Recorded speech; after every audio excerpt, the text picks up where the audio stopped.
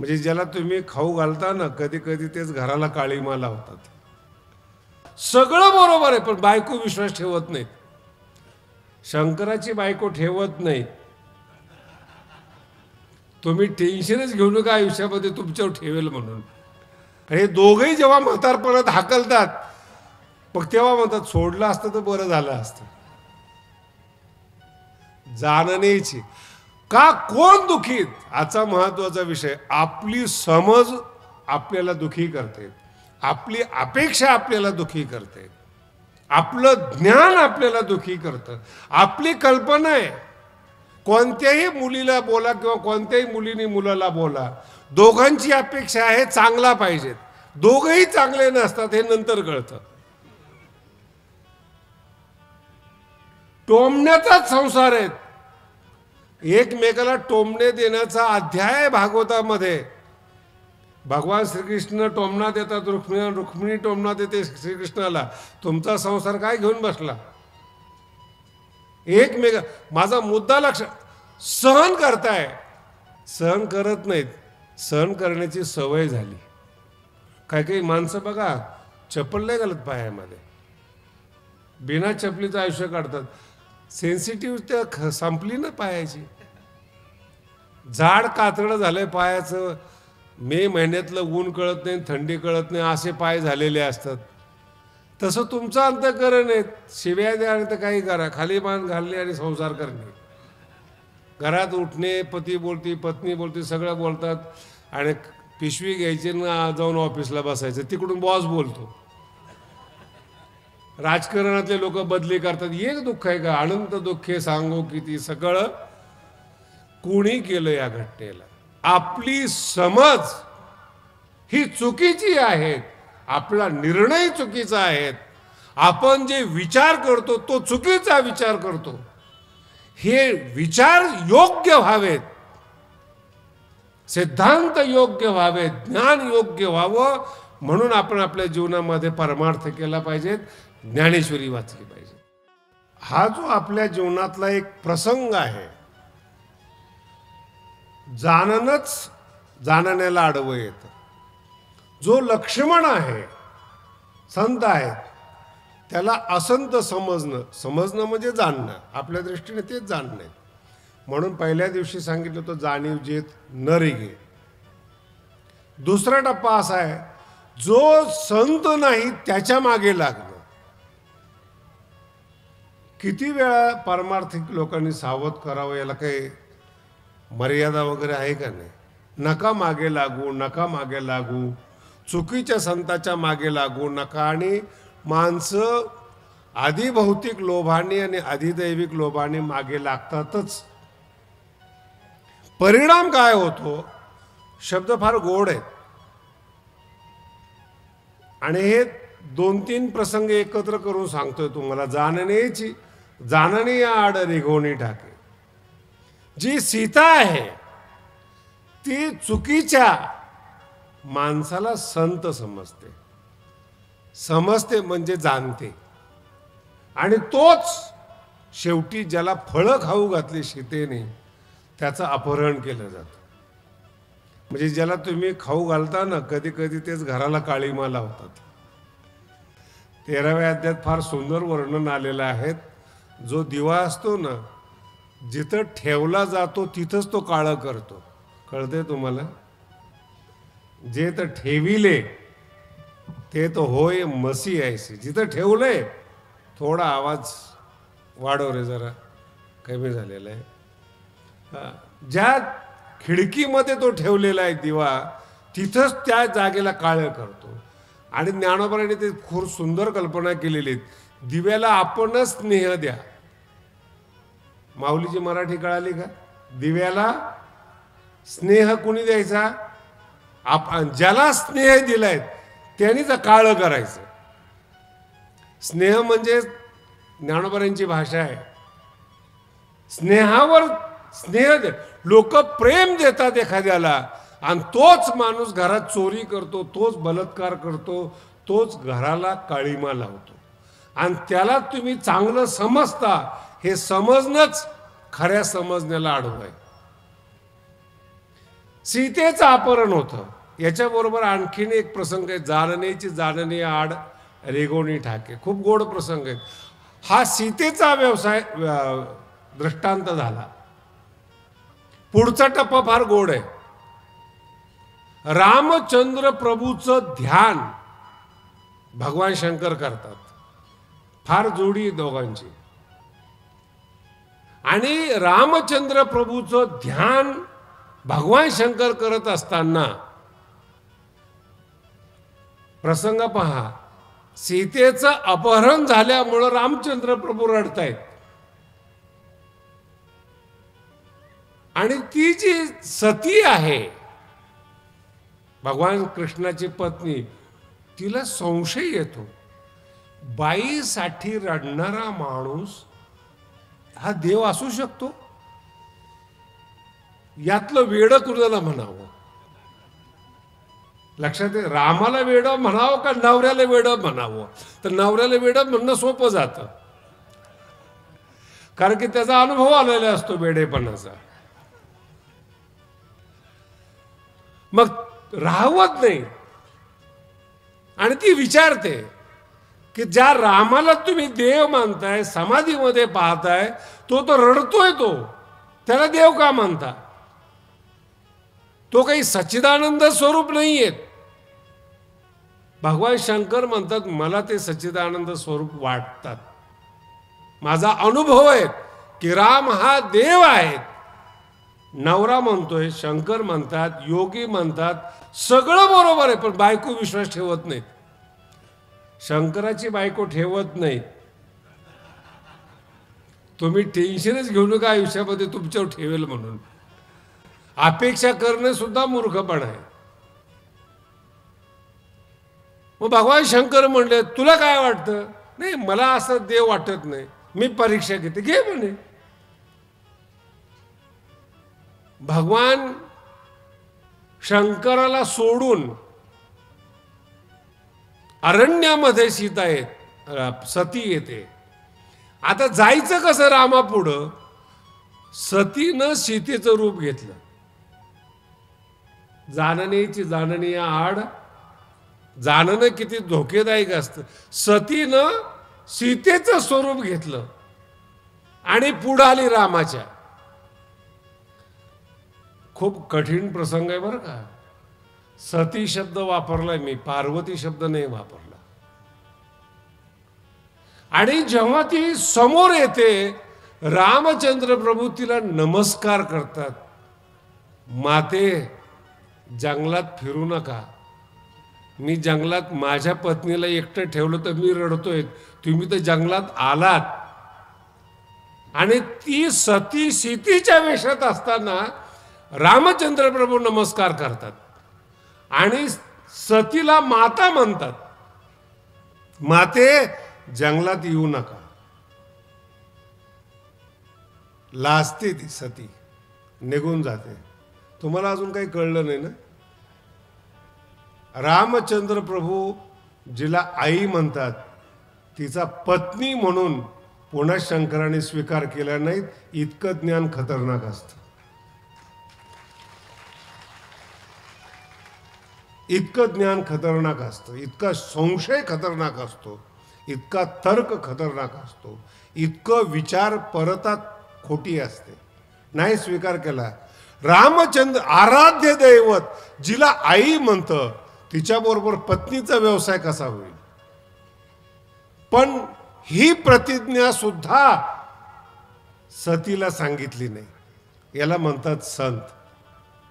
आपल्या मनात काय ठरवलंय हे कळू नये, ही ज्ञानेश्वरी आहे.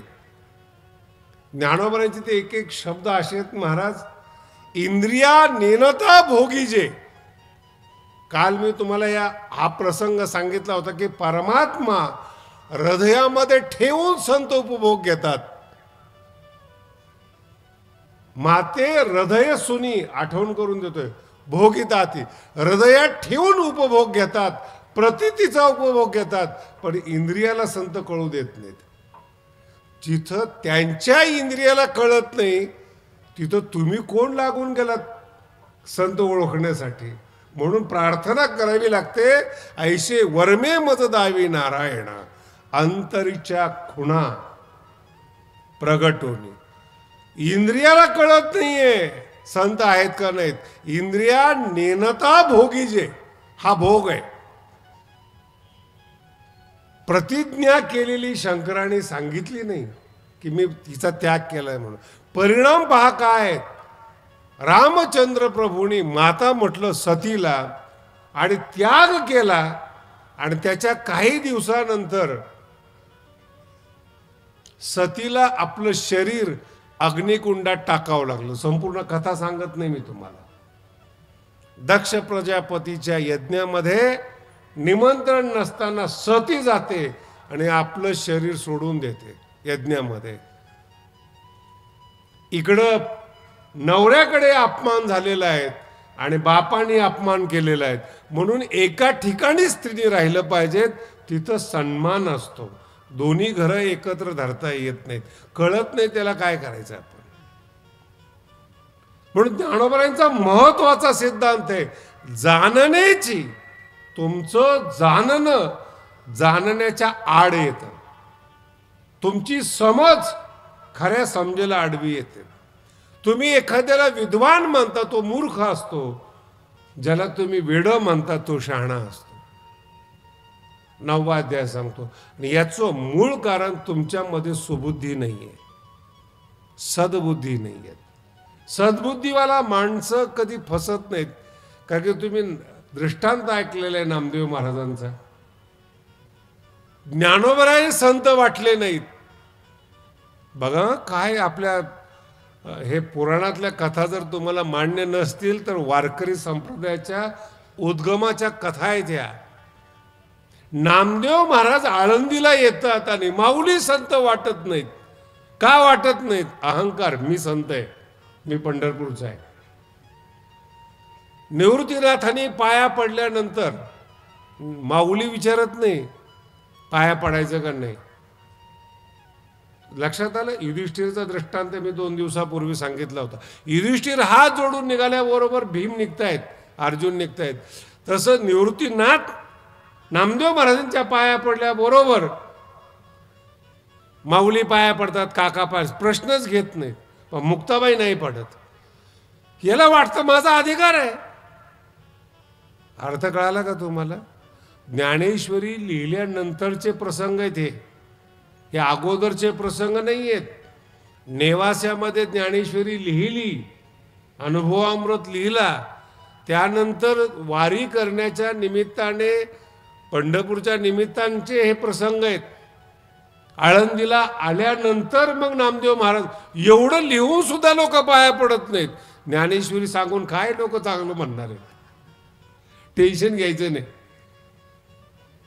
माझा अर्थ समजून घ्या. संत आहेत माऊली, पण नामदेव महाराजांचं जाण पारमार्थिक अश्रद्धाळू नाही. देव ज्यांच्या बरोबर बोलतो, चालतो, जेवतो ते नामदेव महाराज आहेत. त्यांना असं वाटतं की माऊली संत नाही आहेत. जाणण्याची जाणणे आणि सगळ्यात धोकेदायक वस्तू ही आहे. आता ही तुम्हाला मी ज्ञानेश्वरीमधून सांगतो. हीच गोष्ट आदिभौतिक आणि आदिदैविक वेदामध्ये सुद्धा आलेली. आमची मुलं शिकतात ह्या गोष्टी भगवानगडावर. काय सांगतात? अंधन तम प्रविशन्ति. खूप सुंदर उपनिषदामध्ये सांगितलेले. आता हा विस्तार होईल पण त्यातला सिद्धांत मी तुम्हाला सांगून जातो. अंधन तम प्रविशन्ति ए अविद्याम उपासते. जे संसारामध्ये आहेत ती लोक अंधन तम प्रविशन्ति, अंधकारात प्रवेश करतात. तुम्हाला बरं वाटत असेल पण श्लोक अर्धाच ऐकलाय तुम्ही. आणि हा वेदातला श्लोक आहे, उपनिषदातला श्लोक आहे, अंतिम अध्याय आहेत. ईशावास्य उपनिषद सर्व उपनिषदांचा राजा आहे. आणि तिथं सांगितलेलं आहे विद्या अविद्येची उपासना करणारे अंधकारात जातात. आणि त्याच्या पुढचा टप्पा फार सुंदर आहे. ततो भूय युवते. त्याच्यापेक्षा दाट अंधकरणामध्ये विद्यावान लोक जातात, ज्ञानी लोक जातात. याला वेद म्हणतात. अविद्यावाले ठीक आहेत, अज्ञानी लोक दुःख भोगतात ठीक आहेत, हे समजण्यासारखं आहेत. विद्वान लोक जास्त दुःखी होतात. केवळ एवढंच सांगितले नाहीत, याच्या पुढं पण एक टप्पा दिलेला आहे. हे छोटे छोटे देवाची उपासना करणार आहेत ना, सेंदरी हेंदरी दैवते कोणती, कोणत्याही माणसाला मांडणारे मांत्रिक आहे, आमकाय तमकाय. काय काही लोकांना ना खरा साधू जमतच नाहीत. वड्यातलाच कुठेतरी गावाच्या बाहेर राहणारा, लिंबू दाताने पिळणारा, राक्षसासारखा दिसणारा, त्याला हे लोक देव मानतात. इतके शहाणे लोक आहेत आपले. जो वागायला नीट नाहीयेत, राहायला नीट नाहीत, दिसायला नीट नाहीत, लोक त्याला संत मानतात. नाही नाही नाही, तो देव ऋषी आहे. कोणता ऋषी आहे बोला ना. आणि संत कोण आहेत? देव पण येतो आणि ऋषी पण आहेत, एकाच वेळेस दोघं. आणि त्याला विचारा बरं काय करतोय तो? काय नाही, दात, आपले दात जे असतात लिंबू कापून दाखवतो दाताने. आपल्याला ते सहन नाही होत त्याचं पाहिलं. त्याचे दात आंबट होतात का नाही माहिती, पण चमत्कारासाठी थोडा त्रास तर घ्यावा लागतो. कापूर गिळतो, नाही कळालं अजून. अन्न गिळण्याची व्यवस्था नाही याला. काहीतरी विचित्र करून दाखवणं हे जीवन आहे. नाही बसत नाही डोक्यामध्ये. म्हणून पुढचा श्लोक सुद्धा असाच पद्धतीचा आहे. अंधंतम प्रविशंती ए असंभूतीम उपासते. असंभूती म्हणजे छोटे मोठे देव देवतांतर पितर ऋषीगण वगैरे वगैरे. पण चांगल्या देवाची उपासना करणारे ततो भूय इवते, ते जास्त खोलामध्ये जातात. त्यांना घमेंड असती, आम्ही निर्गुणाची उपासना करतो, आम्ही सात्विक देवाची उपासना करतो, ते घमेंडी होतं. आणि ते यांच्यापेक्षा निबिड अंतकरणामध्ये असतात. या वेदातल्या सारांशामध्ये ज्ञानोबाने फक्त एक तुकडा आपल्याला दिलाय. जाणण्याची जाणणे आड रिघोणी टाके, आपली समज रिघोणी ठाके, आपल्याला आडवी येते. मराठी बसते का नाही डोक्यामध्ये? म्हणजे आपलं जाणणं हे जाणणं नाही, हे पहिल्यांदा पटलं पाहिजे. म्हणून तर ज्ञानेश्वरी शिकायची. ज्ञानेश्वरी करते काय? आपली जाणीव कमी करते आणि ज्ञानेश्वरीतलं ज्ञान आपल्या बुद्धीमध्ये स्थिर होतं. जशी जशी ज्ञानेश्वरी स्थिर होते तशी तशी मात्र सुबुद्धी पाहिजे. याला दुसरा पर्याय नाही. तर ज्ञानेश्वरीचे जाणकार या जगात काही कमी आहेत काय? अर्थ कळाला का तुम्हाला? ज्ञानेश्वरीचे जाणकार आहेत, त्यांना विचारा कसं काय जाणता आपण? आपल्यासारखी ज्ञानेश्वरी कुणालाच येत नाही. आपण बरेच लोक ज्ञानेश्वरी पाठ आहेत, अहंकार आडवा आला. मला ज्ञानेश्वरी कळते ही सुबुद्धी नाहीच. ज्ञानेश्वरी कळत नाहीत हे कळणं म्हणजे ज्ञानेश्वरीचा आशीर्वाद असणे. हे कळालं नाही मला, तो विषय कळाला नाही, ही ओवी कळाली नाही, मी अजून अज्ञानी आहेत, तोपर्यंत ज्ञानेश्वरी तुम्हाला जवळ करते. नाही कळालं. जोपर्यंत मुलाला कळत नाही ना तोपर्यंत मुलगा आईच्या छातीवर असतो, आईच्या मांडीवर असतो. मुलाला कळायला लागलं की आई बाजूला करते. कोणतं चांगली अवस्था आहे? आणि तीच तर एक आहेत जे हृदयातून तुमच्यावर प्रेम करते. बाकीचे सगळे व्यावहारिक आहेत, वापरासाठी प्रेम करतायत. बसते डोक्यामध्ये. वापर होण्यासाठी प्रेम, प्रेम नाहीये ते, वापर होण्यासाठी प्रेम करतायत. खरं प्रेम तेच आहे. म्हणून जेवढे तुम्ही अज्ञानी असाल ज्ञानेश्वरीच्या मांडीवर जाल, ज्ञानेश्वरी जवळ घेईल. ज्ञानेश्वरी तुम्हाला ब्रह्मरस पाजेल. अज्ञानी म्हणून जा. मला ज्ञानेश्वरी कळती म्हणले की ज्ञानेश्वरी आपला चेहरा झाकून घेते. कळती म्हणजे काय? एखादी शाखा शिकलेल्या असतात, एखाद्याला ज्ञानेश्वरीचं व्याकरण कळतं, वेदांत शिकले असते ते सिद्धांत कळतात, पण बाकीचं कळत नाही, हे कळत नाही त्यांना. जे शिकले ते कळतंय असं त्यांना वाटतंय. अवघड विषय आहेत, डोकं लावण्याचा प्रयत्न करा. म्हणून ज्ञानोबराय सांगतात सगळ्यात धोकेदायक जागा आहेत. ज्ञानेश्वरी पुढे जात असताना मला कळत नाहीत, कळवून घेणे. आणि ज्यावेळेस आपण ज्ञानेश्वरीचा विषय हाताळतो, खूप चांगला विषय निघालाय, हाताळतो, त्यावेळेस आपल्याला जे समजत असेल ते समजणं बाजूला ठेवा. माझ्या भाषेत ते समजणं मारून टाका. गोविंदनी जर सांगितलं ना हे सत्य आहे, तेच सत्य समजा. तो ज्ञानेश्वरीचा भक्त आहे, तो ज्ञानेश्वरीचा मुलगा आहे. प्रेम पाजणार ज्ञानेश्वरी. आणि हेच त्या ज्ञानेश्वरीने संत तयार केलेत महाराज. तो गोपारायणना विचारा, 1000 पारायण केलेत ज्ञानेश्वरीचे, आणि त्यांच्या मुखातून जे शब्द निघाले ते अभंगरूपी निघाले. हा ज्ञानेश्वरीचा चमत्कार आहे. महाराष्ट्रामध्ये कुणी शिकवलं नाही कुणाला, ज्ञानेश्वरी संत जन्माला घातले. आणि जे शिकले ते विद्वान झाले, संत नाही झाले. मग आपण काय म्हणतो, ज्ञानेश्वरीला विद्वान आहेत, संत नाही. ऐकायला काही काळ गोड वाटत असेल, बरं वाटत असेल, पण सद्बुद्धी पाहिजेत. आणि सद्बुद्धी आपलं जाणणं लांब ठेवते. जगातली सगळ्यात मोठी अडचण ही आहे, आपण आपलं जाणणं लांब न ठेवता आपल्या जाणण्यावर अहंकार करतो. परवा एकाने सांगितलं मला, 5-6 दिवसापूर्वी, महाराज पावसाचे दिवस आहेत, पाऊस पडेल आपल्या सप्ताहामध्ये. ठीक आहे, निसर्ग येतो, पडला पाऊस.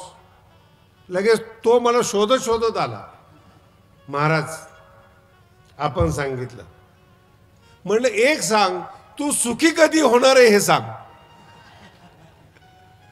तुला आत्मज्ञान कधी मिळणार आहे हे सांग. म्हणजे महाराज हे काय आहेत? म्हणलं हेच तर अवघड आहे. तुला जे समजतं, तुला जे अंदाज येतो, तो अंदाज तुझ्या मोठेपणाला प्रतिबंध आहे. कारण की तू ठरवलं की मला समजलं की तुमचा व्यापार थांबला, तुमचा प्रयत्न थांबला, तुमचं पुढचं जाणणं थांबलं. आता इथपर्यंत ज्ञानोबांचा विषय ठीक आहे. आता पुढं ज्ञानोबा काय म्हणतात माहिती का? आपलं जाणणं म्हणजे काय? हार निळ्याचाची दुसरा. असे एक साप होता विषारी. ज्ञानोबांचे दृष्टांत पण एवढे छान असतात ना, अप्रतिम. डोंब्या नाग असतो ना, त्याच्या टिपके टिपके असतात त्याच्यावर. हा मंद अंधकारात गेला, याला वाटलं नीलमण्याचा हार पडलाय, आणि तो डोंब्या नाग होता. जहरीला आहे, एक लहरी, जागेवर खलास. आता दोरीवर साप दिसणं हे ठीक आहे, माणूस जरा लांब राहील. दोरी आहे, त्याच्यावर साप दिसतोय, घाबरेल. पण हे जाणणं किती वाईट आहे की तो नाग आहे आणि त्याला रत्नाचा हार समजणं. हात घातला ज्ञानोबराय म्हणतात, आणि त्यांनी चावा घेतला. मला सांगा, नागाने चावा घेतला का मणीचा हार पडलेला आहे या ज्ञानाने चावा घेतला? बोला ना. तो नाग आहे, तो येऊन थोडंच चावलाय, यांनी हात घातला. यांनी नागाला का हात घातला? मराठी नाही कळले अजून. संसार सुखाचा होईल म्हणून तुम्ही लग्न करताय, या बुद्धी घातला. विखारा, ज्ञानोबांचा शब्द आहे विखारा. हा निळ्याचाच दुसरा, या बुद्धी हातू घातला. या बुद्धीने, सुबुद्धी शब्द लक्षात ठेवा, या बुद्धीने हात घातला विखारा. रत्ने म्हणून गारा वेची जेवी. आपल्याकडे गारा असतात, वाटलं एखादा रत्न म्हणावं, म्हण माझा संसार सुखी आहे, म्हण माझी बायको चांगली, म्हण. नाही कळालं? रत्ने म्हणून गारा. तुम्ही तुमच्या संसाराला काहीही म्हणा, म्हणण्याला अर्थ नाहीत. आहे का नाही ज्ञानोबाराय कल्पना करतात. ज्ञानोबारांचं दुसरं दृष्टांत तर फार छान आहे. कांजी तयार केली भाताची, साखर टाकली, त्याच्यामध्ये दूध टाकलं, आणि सांगितलं गेला अमृत म्हणायचं. काय म्हणायचंय? अमर होईल का तो? तुम्ही ज्ञान म्हणता एखाद्या वस्तूला, पण ते ज्ञान आहे का नाही हे तुम्ही ठरवण्याची तुमची लायकी नाही. हा विषय ज्ञानोबारांचा. तुम्हाला वाटतं याला ज्ञान म्हणावं, तुमची लायकी नाही त्याला ज्ञान म्हणायची. तुम्ही कशालाही ज्ञान म्हणू शकता. अमृत म्हणून कांजी प्याला असेल, तुम्ही प्या. तुम्ही समजा तुम्ही हार म्हणून नागाला हात घातला असेल, तुम्ही घाला. तुमच्या जीवनातलं मूळचं दुःख ज्ञानोबा सांगतात, सारांश रूपाने सांगतोय. तुमचं मूळचं दुःख आहे, तुमचं ज्ञान चुकीचं आहे. हा 9व्या अध्यायाचा विषय आहे. आणि ज्ञानेश्वरी चुकीचं ज्ञान दुरुस्त करते, म्हणून ज्ञानेश्वरीची सेवा करायची आपल्याला. ज्ञानेश्वरी ऐकायची. का दुखी होता? तुम्ही दुखी झाला, तुम्हाला असं वाटलं हात घालावा. जो हात घातला तो विषामध्ये. संसार सुखाचा आहे म्हणून हात घातला. नवीन नवीन कॉल येतो सरकारी नोकरीचा, फार छान वाटतं बरं का. कॉल आला, गाव सत्कार करतं, UPSC पास झाला, MPSC पास झाला. आणि जसं त्याला मुलीचं ऑफर येतात, अधिकारी आहेत, श्रीमंत आहेत, आणि मुलगी देणारा हुशार असतो ना. UPSC आहे, अधिकारी आहे, त्याच्या मुलीला का शेतात काम करावं लागणार नाहीत, 2-4 रुपये जास्त गेले, त्यालाही वाटतं श्रीमंताची मुलगी आहे. या बुद्धी हातू घातला विखारा. महिना 2 महिने वर्षभर चांगलं जात असेल असं मी म्हणतो, बाकी त्यांना माहिती काय. जर संसार सुखरूप असता, अतिरिक्त परमार्थ करण्याची गरज काय? हे संन्यासी झालेले आहेत, संत झाल्यांची गरज काय स्वतंत्र परमार्थ करण्याची? संसाराचं मूळ जर दुःख आहे तर त्याला फळं आंब्याची येतील, शक्य कधी? बरं, कोणाचा संसार सुखी झालाय आजपर्यंत? मग जसं जसं 1 वर्ष गेलं ना की मग ते लोक मला भेटतात, सगळे टॉप लेवलचे अधिकारी, चर्चा करत, कसं चाललंय? काय नाही महाराज, सोडता येत नाही. माझा अर्थ नाही कळला अजून. सोडता येत नाही हा तुमचा विषय झाला, पण तुम्हाला पकडलं हे कुठं कळतंय? संसाराने तुमचा ताबा घेतलाय हे समजतच नाही. म्हटलं सोड. नाही हो, सोडलं असतं, पण काय आता, काय तिला कोण आहे, पोराला कोण आहे? हे दोघंही जेव्हा म्हातारपणात हाकलतात, मग तेव्हा म्हणतात सोडलं असतं तर बरं झालं असतं. जाणण्याची का कोण दुखीत, आजचा महत्वाचा विषय. आपली समज आपल्याला दुखी करते, आपली अपेक्षा आपल्याला दुखी करते, आपलं ज्ञान आपल्याला दुखी करतं, आपली कल्पना आहे. कोणत्याही मुलीला बोला किंवा कोणत्याही मुलीने मुलाला बोला, दोघांची अपेक्षा आहे चांगला पाहिजेत. दोघंही चांगले नसतात हे नंतर कळतं. टोमण्याचाच संसार आहेत. एकमेकाला टोमणे देण्याचा अध्याय भागवतामध्ये. भगवान श्रीकृष्ण टोमणा देतात रुक्मिणी, रुक्मिणी टोमणा देते श्रीकृष्णाला. तुमचा संसार काय घेऊन बसला? एकमेका, माझा मुद्दा लक्ष, सहन करताय, सहन करत नाहीत. सहन करण्याची सवय झाली. काही काही माणसं बघा, चप्पल नाही घालत पायामध्ये, बिना चपलीचं आयुष्य काढतात. सेन्सिटिव्ह संपली ना पायाची. झाड कातडं झालंय पायाचं. मे महिन्यातलं ऊन कळत नाही, थंडी कळत नाही, असे पाय झालेले असतात. तसं तुमचं अंतःकरण आहे. शिव्या द्या आणि तर काही करा, खाली मान घालणे आणि संसार करणे.